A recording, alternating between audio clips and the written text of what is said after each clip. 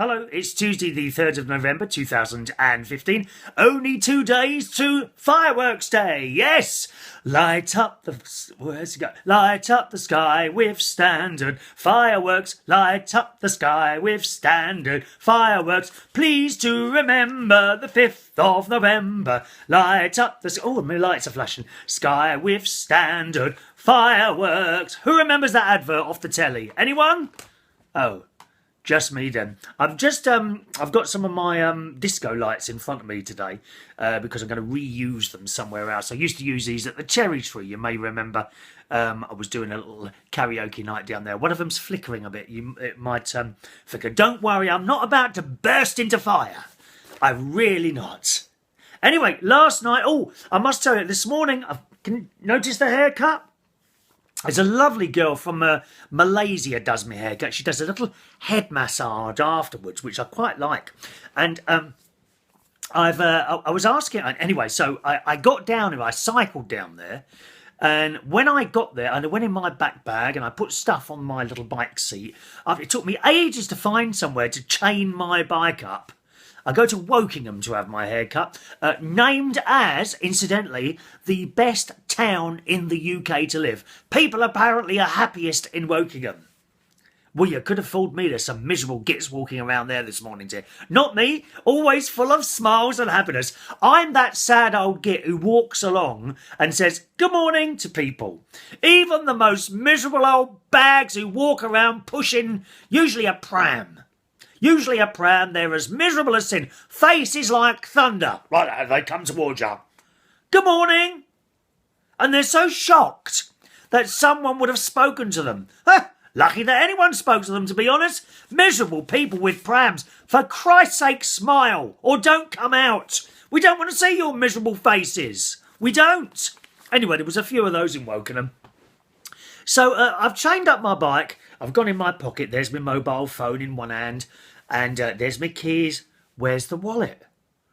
And I thought, oh no. Because Wokingham, it's about a 25-minute cycle for me. It's a nice route. There's one sort of busy-ish road. But it's not too bad. And I literally cycle through a couple of fields with sheep. Bah! Bah! And moo cows. In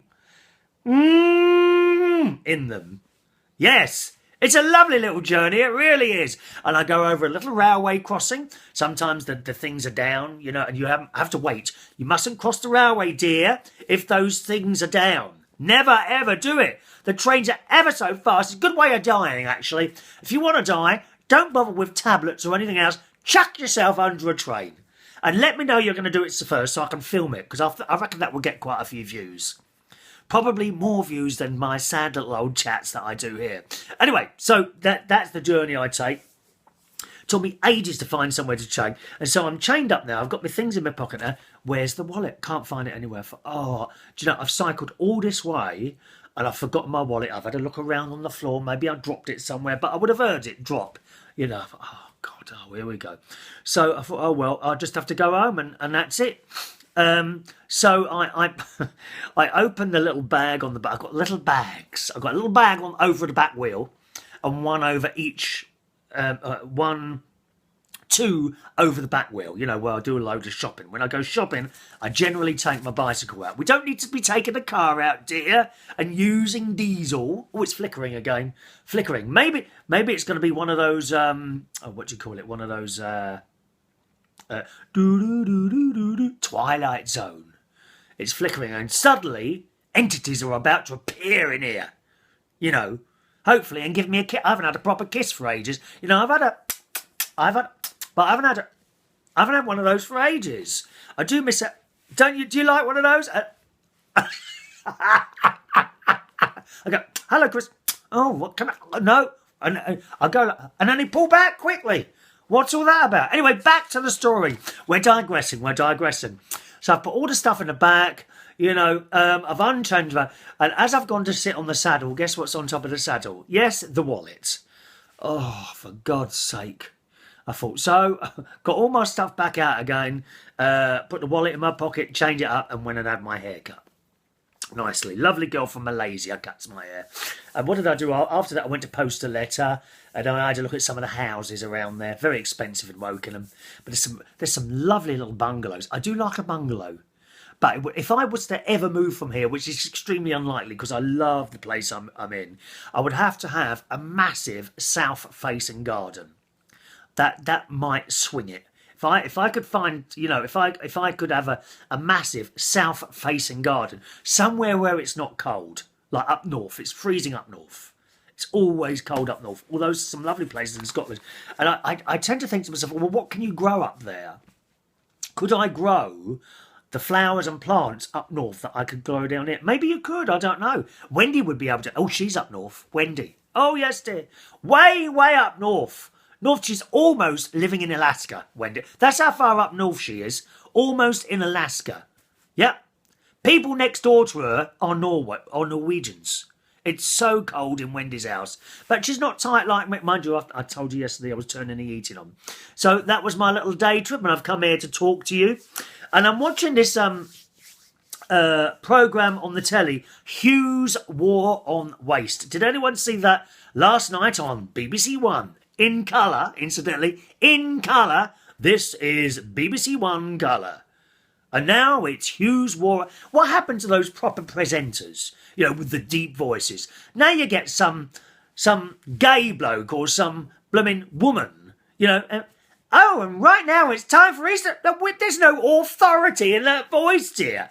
Give them something we can relate to, dear.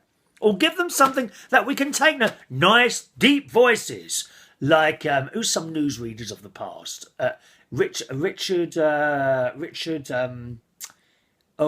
Kenneth Kendall. Now, there was a voice. Anyone remember Kenneth Kendall? BBC News. And the theme tune? I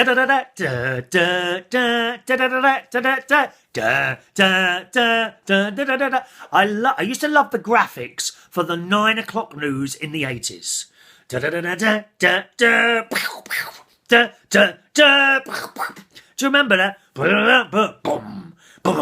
The 9 o'clock news from the BBC with Kenneth Kendall. Who remembers that? We love it, dear. We love the old 9 o'clock news. Bring them back. And at the same time, we need the Globe back. The Globe. This is BBC One. We need the Globe back of some sort. Anyway, so Hughs War on Waste yesterday. Very interesting programme about the disgusting, I mean that, the disgusting amount of food that is thrown away in this country. Now, you have it on my word, it is extremely, extremely rare for me to chuck food away. If it's going to be chucked away, it generally tends to be a bit of bread, maybe a roll, as in one, that I've left in and I've missed it. Generally, that's the only time I throw stuff away. Things that have gone out of date don't bother me at all. I take the lid off and I smell. Because with a nose like this, you can detect the slightest bit of bacteria that might be growing on your cheese. Look at the size of this, dear. Come on. Barry Manilow, you got nothing to talk about. If I ever meet Barry Manilow, he will respect my nose as being bigger than his. And that is saying something. Look at it. I can detect the smallest virus that might be lurching around in someone's underpants standing in front of me. I can detect these things straight away. And it's the same with food, that's fine. Put it, doesn't matter. Ignore the date. Milk. I mean, milk is the worst, isn't it? Isn't that the worst smell? Gone off milk. Or even worse than that, I've seen people make tea with gone off milk, and you can tell straight away because it all floats to the top and smells. Oh, vile stuff. But mind you, I don't have milk. I have soya milk. I have very little dairy, although I like a bit of butter. I must say I've started eating butter again the last few months. Maybe that's where the weight problem comes from. Talking of which, I'm just a touch under 13 stone. Now, here's the thing with the weight. Right, here's the thing with the weight. If I knock out bread, crisps, sweets, cakes, of which I have very little sweets, very, very little cakes, a little bit of chocolate here and there, Bag of crisps, yeah, every couple of days, I suppose. Bread, 2 or 3 rolls a day. So maybe if I knock out those items, I can get that weight to come down, down, down, down to just over 12.5 stone, and that's where it stops, right? If I eat those items, it goes up to just under 13 stone and stops there. So I can't work it out. How does this all work? I mean, I could, I suppose, knock them all out, go back to 12 stone again, probably remain there for a while. Oh, I just have that bit, and then off it goes again. You can't win, dear. Life is too short to worry about the odd slice of toast, isn't it? Especially with my sister's marmalade on it. Back to the programme. So Hughs War on Waste. And it was, I couldn't believe it. People chuck away weekly. How much of their shopping do you think? A third. A third of all food bought in this country, in the UK, is chucked away at the end of the week. It's awful, awful. Why do people do it? Now, my sister, I've noticed a slightly different story there. Now, if you've got animals, in particular dogs, that eat your waste, then I think it's probably acceptable. Because if they weren't eating that, you'd just be opening a can of dog food anyway, wouldn't you? Row, row, row, row, row, row, row, row, row. You would be opening a can of dog food. So my sister chucks away quite a bit of waste. I've noticed that. But it doesn't go in the bin. It goes in the dog bowls, and they're only too happy to clear up as much as you can possibly put in those greedy old thing dogs, aren't they? Not like cats. Meow, meow, meow. They just like their little packet of food, and then they have half of that and then walk off and then go back to sleep again. I don't think cats would get up, actually. I don't think they'd get up out of their bed if you bring everything over. You know, sometimes you put a little bit bowl of cat food round the corner. You go, meow, meow, and you can see it. And she's going, meow, and she's looking at you. So, could you just push it a little bit closer to the bed, please? Meow, meow. No. Do you mind spooning it into my mouth? Meow. They're such lazy things, cats, aren't they? Ha ha ha ha. Anyway, so back to this programme. Hughs War on Waste. Really good. Watch it on the iPlayer. It's on again next week. And what else was disgusting is that there was this parsnip farmer on there, okay? And all these parsnips, and he provided the parsnips for Morrison's. It's the only shop he provides.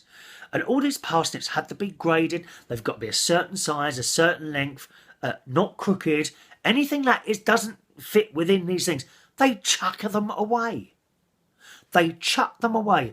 And he had, I think it was 12 tons of parsnips that they'd all been washed. They looked all very nice. Some of them a little bit bent. Some of them twisted a little bit further. Some of them a bit short. Some of them, even the ones that are too fat. They just chucked them away.